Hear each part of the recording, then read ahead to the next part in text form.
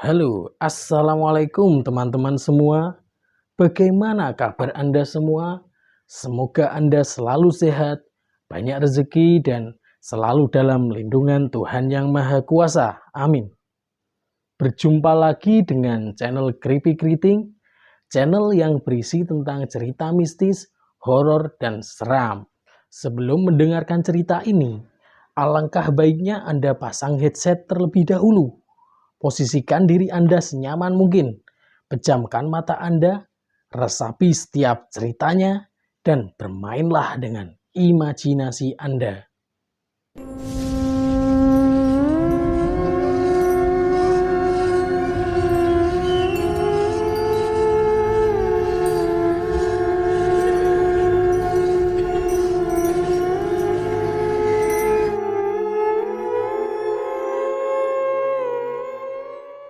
Cerita ini diambil dari Twitter dengan akun Payung Hitam. Bagi teman-teman yang ingin membaca ceritanya secara langsung, link sudah kami sediakan di deskripsi. Cerita ini terjadi pada tahun 1996. Seperti sepasang muda-mudi yang sedang menjalin kasih pada umumnya. Tante dan omku sering sekali jalan-jalan berdoa. Entah itu touring motor, backpackeran, atau mendaki gunung dan lain-lain. Saat itu, om dan tanteku masih kuliah semester akhir. Karena kampusnya yang terpisah jauh, om dan tanteku jarang bertemu. Dan kalau bertemu, mereka habiskan waktunya dengan jalan-jalan. Kampus omku ada di Solo, sementara tanteku di Bandung. Beberapa kesempatan saat mereka bertemu, biasanya omku yang menyempatkan dirinya ke Bandung. Jadi lebih sering berkelana di seputaran Jawa Barat. Oke, jadi sebelum mulai ceritanya, sebetulnya ini adalah pengalaman hidup paling sulit yang dialami oleh tanteku.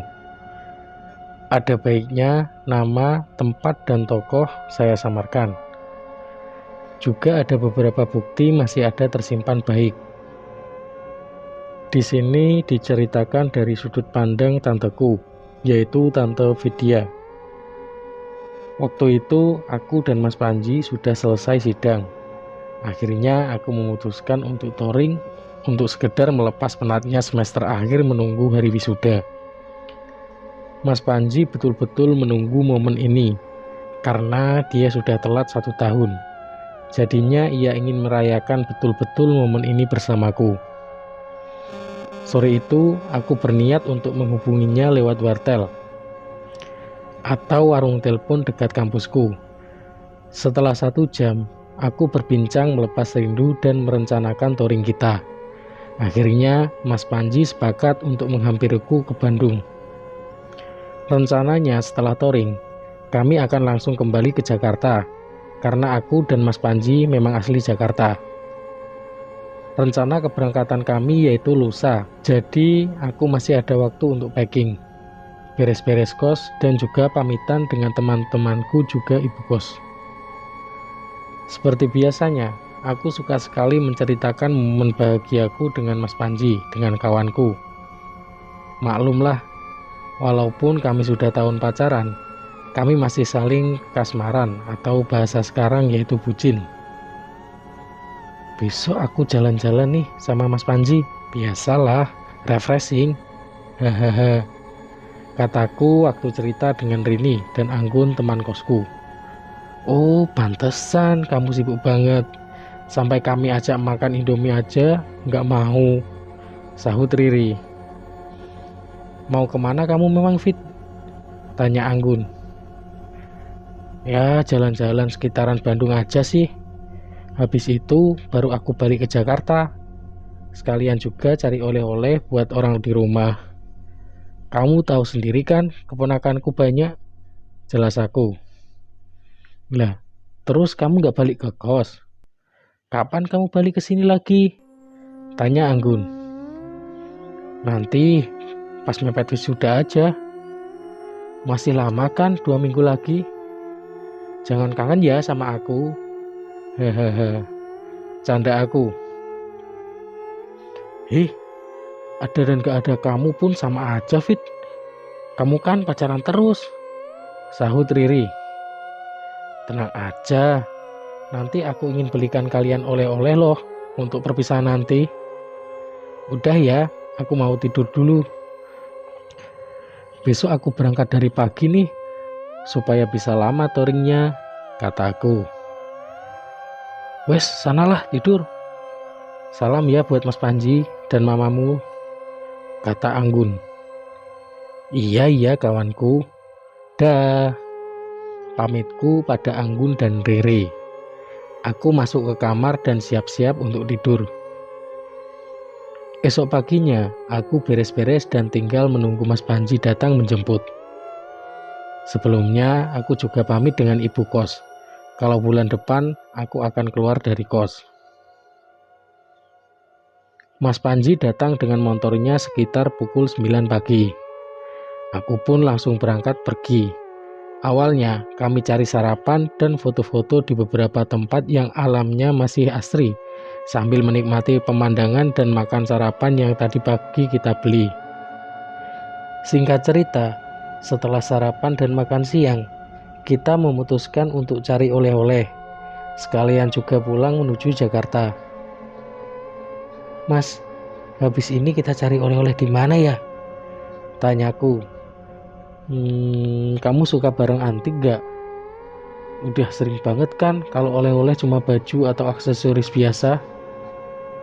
Boleh tuh. Kamu tahu tempatnya? Tahu dong. Di sini banyak kok. Yuk ke sana.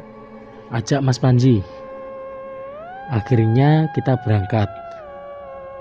Sekitar pukul 1:30 siang, kita sampai di tempat barang antik.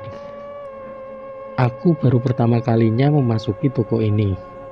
Unik dan baunya juga khas, walaupun sedikit pengap dan usang.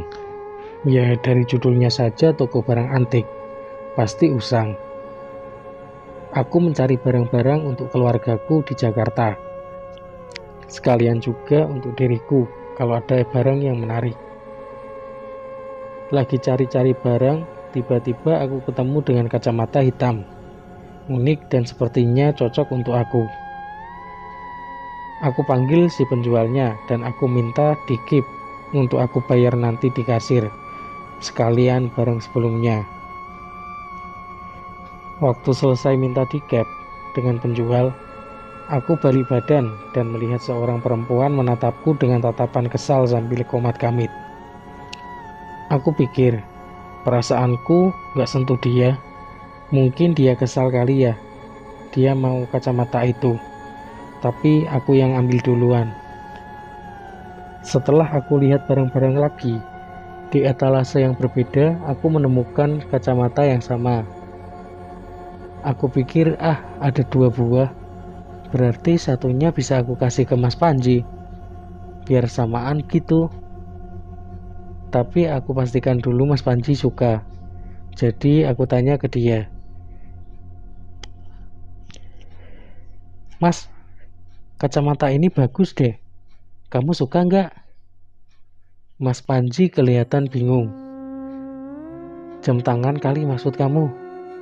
Ini kacamata. Waktu aku tunjuk ke etalasenya, lah, hilang. Di situ betul-betul deretan jam tangan semua. Perasaan aku nggak salah lihat. Apa salah ya? Karena jam dengan kacamatanya sama-sama bulat. Salah lihat kamu. Tapi jam itu bagus sih, sahut Mas Panji yang kata-katanya nggak aku dengerin lagi. Karena aku lebih suka belikan kacamata ketimbang jam. Lagian, beruntung banget pikirku kalau ada kacamata antik sepasang. Setelah selesai semua, kita bayar semua barang yang kita beli. Lalu ya sekedar lihat-lihat saja di toko yang lain. Semenjak aku di toko yang tadi, perasaan anehku semakin banyak. Mulai dari tokonya pengap, perempuan aneh, kacamata yang tahu-tahu hilang, dan semakin menjadi perasaan aneh ini. Moodku jadi benar-benar sedih. Dada berasa sesak dan beberapa kali aku suka bengong. Mungkin aku kecapean. Di toko yang satunya ini, mereka lebih banyak menjual baju. Saat aku sedang melihat-lihat baju, aku menemukan satu celana Levi's dan motif di pinggulnya berupa bordir mawar merah. Tapi setelah aku pegang, itu terasa lembab. Iya, itu darah baru dan masih segar. Spontan aku teriak jijik, dan Mas Panji refleks bertanya, "Kamu gak apa-apa?" "Ih, jorok banget. Masa ada darah di celana itu?" kata aku. Mas Panji cek baju yang ada di hadapanku, mencari-cari di mana celana yang ada darahnya, tapi nggak ada. Aku pun lihat sendiri nggak ada, semuanya bersih. Tapi pas aku lihat di tangan, darahnya ada, benar-benar membekas di tangan, tapi nggak banyak. Mas Panji pun ikut heran.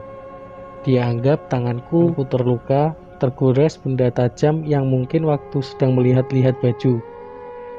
Tapi aku nggak merasa sakit dan nggak ada bekas goresan di tangan. Betul-betul aneh. Setelah dari toko tersebut, aku beristirahat dan Mas Panji pun sepertinya sadar kalau aku kecapean. Karena aku sering nggak nyambung kalau diajak ngomong. Singkat cerita, aku pulang ke Jakarta. Tidak ada hal yang terlalu aneh. Paling hanya sekedar rep-repan atau ketindihan beberapa kali. Sampai suatu saat jauh dari setelah itu, sekitar 1 bulan dan posisinya aku sudah wisuda. Kemudian teman SMA aku mengajak aku liburan tahun baru dan berliburlah kita ke villa di daerah Puncak Bogor. Tidak banyak pesertanya, karena cuma teman satu kelas, itu pun nggak full. Seperti biasa, orang berlibur pada masa itu, dimanapun, mau itu di gunung sekalipun, pasti pakai kacamata hitam. Aku bawa kacamata yang pernah aku beli sama Mas Panji. Jadi setelah aku beli dari toko barang antik, sampai aku reunian saat itu, aku belum pernah pakai kacamatanya. Acaranya berlangsung 3 hari. Keseruan menyelimuti acara, sampai tiba-tiba aku merasa sedih lagi. Aku bingung, karena seperti kejadian waktu touring sama Mas Panji itu, suasana sedang sukacita, tapi aku merasa sedih, merasa kehilangan dan menyesal. Tapi aku bingung penyebabnya apa. Setelah sedih, aku mendengar suara-suara aneh. Seperti contoh kejadian di suatu malam, aku mendengar suara aumam harimau. Tapi aku selalu saja positive thinking. Kalau di tempat seperti ini, yang dikelilingi hutan, pasti masih ada harimau. Aku masih tidak cerita dengan siapapun. Aku takut merusak suasana. Sampai akhirnya malam itu juga, aku melihat ada 2 titik cahaya merah di luar jauh dari villa. Tapi lama-lama cahaya itu mendekat. Tadinya aku pikir itu pesawat. Tapi jarang sekali pesawat terbang serendah itu di daerah pegunungan. Dan saat itu belum ada drone. Semakin dekat, aku merasa ini gak beres. Itu pasti mata dari salah satu makhluk.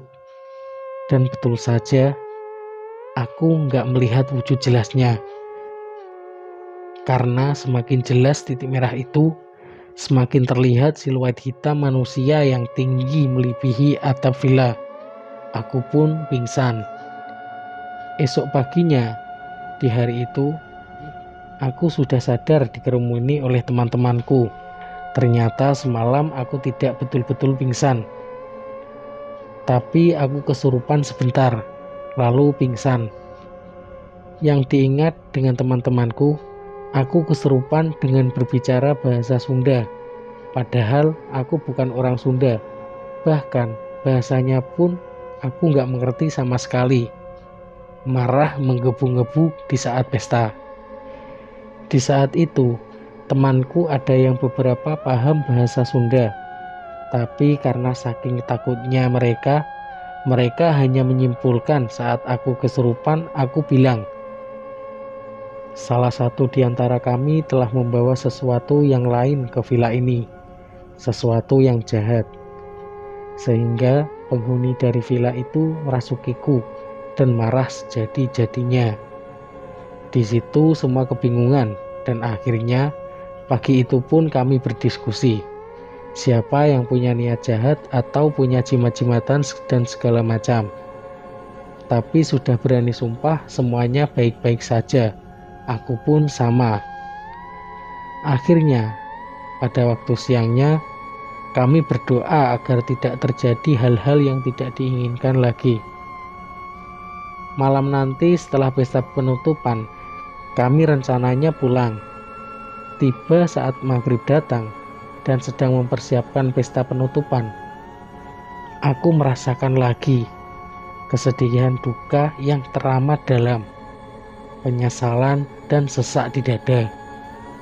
Dan tidak lama setelah itu, aku melihat ke arah kerumunan teman laki-lakiku yang sibuk menata persiapan. Di sana salah satu di antara mereka ada satu perempuan yang selalu memeluk temanku. Aku bingung kapan dia bawa pacarnya ke acara ini. Lagian di antara kami betul-betul berteman. Selama acara pun gak ada obat terlarang ataupun alkohol. Gak mungkin ada teman perempuanku yang lengket banget sama teman laki-lakiku. Kami semua betul-betul tidak ada yang pacaran sesama peserta reunian saat itu. Waktu aku dekati, aku lihat perempuan itu gak asing. Baju dan gayanya persis banget sama yang aku lihat di toko barang antik. Dia siapa? Kenapa kebetulan banget bisa ketemu lagi? Aji! Aji! Aku panggil temanku yang dipeluk cewek itu. Woi, kenapa Fit? Sebentar ya. Aji langsung lari ke arahku dan perempuan tadi ditinggal begitu saja. Lu sama siapa? Itu pacar lu? Tanyaku. Hah? Enggak. Gua kan jomblo. Ngeledek lu. Jelas Aji bercanda. Lu bawa cewek, Ji? Tadi yang melukin lu siapa? Serius gua, jangan bercanda. Paksa aku tanya ke Aji. Aku paksa Aji untuk menjawab. Karena feelingku aneh sama perempuan itu. Lu kenapa sih Fit? Gua beneran jomblo. Lagian kalau gua pacaran, gue gak bakal ajak dia kali. Jelas Aji. Waktu aku mengintip ke belakang badan Aji, aku masih melihat perempuan itu. Ji, gue mau lu jujur ya. Lu lihat gak ada cewek pakai baju ungu di sana ngeliatin kita? Aji noleh, terus geleng-geleng kepala. Fit, kayaknya lu kecapean deh. Istirahat aja, biar nanti pulang kita lancar. Suruh Aji. Aku betul-betul gak yakin. Aku ketakutan. Aku hampir nangis dan meyakinkan sekali lagi karena cewek itu masih ada di sana. Ji, itu yang baju ungu. Dia ngeliatin kita loh. Itu loh, yang itu. Jelas aku sambil nunjuk-nunjuk persis di sebelah meja tempat kita makan-makan di taman. Aku betul gak lihat loh Fit. Semuanya di situ laki-laki. Dan gak ada yang pakai baju ungu. Atau lu pulang aja deh. Gua telepon Panji biar dijemput. Mungkin Aji ngerasa takut juga. Jadi dia agak sedikit marah. Karena tadi aku sempat bilang si baju ungu itu melukin Aji. Oh iya, perempuan itu pakai kaos ungu dan celana coklat. Tatapannya seperti orang biasa, tapi tetap terpaku ke arah aku dan Aji. Melihatku tanpa bergerak dan berkedip. Udah Ji, nggak apa-apa. Gua nanti malam aja pulangnya bareng kalian. Jelas aku meyakinkan Aji. Akhirnya Aji pun setuju. Aku pulang bareng mereka dan malam itu acara tetap berlangsung. Karena aku masih kurang enak badan setelah kejadian kesurupan kemarin, aku memutuskan istirahat di ruang TV. Lagi asyik nonton TV, aku ketiduran dan mimpi. Di mimpi itu aku sedang dalam perjalanan. Tiba-tiba mobil travel yang aku tumpangi mogok di tengah jalan tol. Akhirnya semua penumpang turun dan di situ aku melihat cewek baju ungu itu lagi. Cantik sekali. Di situ aku lihat dia pakai kacamata yang aku beli di toko barang antik itu. Aku tadinya sempat mau negur karena aneh kan dia. Tapi tiba-tiba dia lari ke tengah jalan tol dan menabrakkan diri. Aku shock dan bangun kaget saat itu juga. Aku lihat di villa sepi. Kemana teman-temanku yang sedang pesta? Suara musiknya nggak kedengeran juga. Akhirnya aku pun keluar ke taman. Betul, sudah rapi dan acara sepertinya sudah selesai. Aduh, aku ditinggalin. Aku buru-buru lari masuk ke villa lagi. Lalu aku bereskan semua barang. Bisa-bisanya aku ditinggalin, gerutuku dalam hati. Dan lari membawa barang-barangku menuju gerbang villa. Waktu di gerbang, aku lihat ada motor Mas Panji di seberang. Kok bisa kebetulan ya? Lagi apa dia di sini? Apa Aji betul-betul nelpon Mas Panji buat jemput aku? Waktu aku mau samperin Mas Panji, tiba-tiba aku kaget setengah mati. Aku ditarik oleh seorang ibu-ibu di pinggir jalan raya besar. Seketika tadi yang aku lihat, itu baru di depan gerbang villa. Ternyata aku sudah sampai di jalan besar dan motor Mas Panji hilang. Suasana berubah jadi ramai. Kamu itu lihat-lihat kalau mau nyebrang. Aduh, ibu jadi deg-degan. Mau kemana sih Neng? Tanya ibu itu. Aku bingung. Ternyata aku masih mimpi tadi. Asli, aku bingung banget. Akhirnya aku ceritakan dengan ibu itu sambil aku diantar kembali ke villa. Astaga, kemana aja sih lu? Ayo pulang. Dari tadi kita nyariin loh. Keburu kemalaman ini. Mau sampai Jakarta jam berapa? Sambut salah satu temanku secara kesal. Sudah. Yang penting temanmu aman. Tadi ibu lihat dia di jalan besar mau nyebrang. Jelas ibu yang mengantar aku. Aku bingung dan seperti orang linglung. Fit, kita urus Jakarta saja. Pasti ada yang gak beres sama kamu, kata salah satu temanku. Akhirnya kami pun pulang malam itu juga. Singkat cerita, sampai di rumah, aku juga punya perasaan gak enak sama kacamata yang aku beli. Sepertinya memang dari situ sumber keanehan yang bermunculan. Akhirnya aku sakit selama 1 minggu lebih. Segala pengobatan sudah aku coba, tapi secara medis aku cuma dibilang demam, gak flu ataupun tipes. Akhirnya kakakku dan orang tuaku mengajakku ke orang pintar. Di sana pokoknya aku didoain. Sedikit dipijat-pijat di bagian punggung yang betul-betul sakit bukan main. Aku muntah di penghujung pengobatan. Cuma muntah air tapi rasanya enteng banget. Kamu sebaiknya kalau dari tempat yang bekas kecelakaan, jangan ambil sesuatu di lokasi TKP. Jangan pernah, ucap orang pintar tersebut. Aku nggak ngambil apapun kok, bantah aku. Lagian, kapan aku menyaksikan ada musibah di depan mata? Ada di barang yang sekarang kamu miliki. Itu bekas milik orang lain, Yang apesnya, pemilik barang itu ikut ilmu hitam yang gak bener. Dia suka pakai susuk pemikat, tapi sayangnya matinya gak diduga-duga. Jadi sebelum susuknya dicopot, dia sudah meninggal. Tapi jiwanya ngambang atau belum tenang.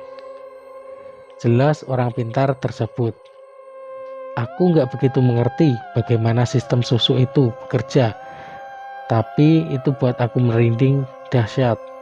Aku ingat kacamata itu. Aku beli kacamata ini di toko antik, Mbah. Tapi feeling aku sih belum selesai aku bicara. Tiba-tiba, "Mana kacamatanya?" tanya Mbah itu secara geram. "Aku nggak bawa." Jelas aku. "Besok kamu kesini lagi, bawa kacamata itu," suruh orang pintar tersebut. Aku mengiyakan. Dan esoknya aku balik lagi dengan orang tuaku. Di sana kacamatanya aku berikan dan dibersihkan. Setelah dibersihkan, kami pamit.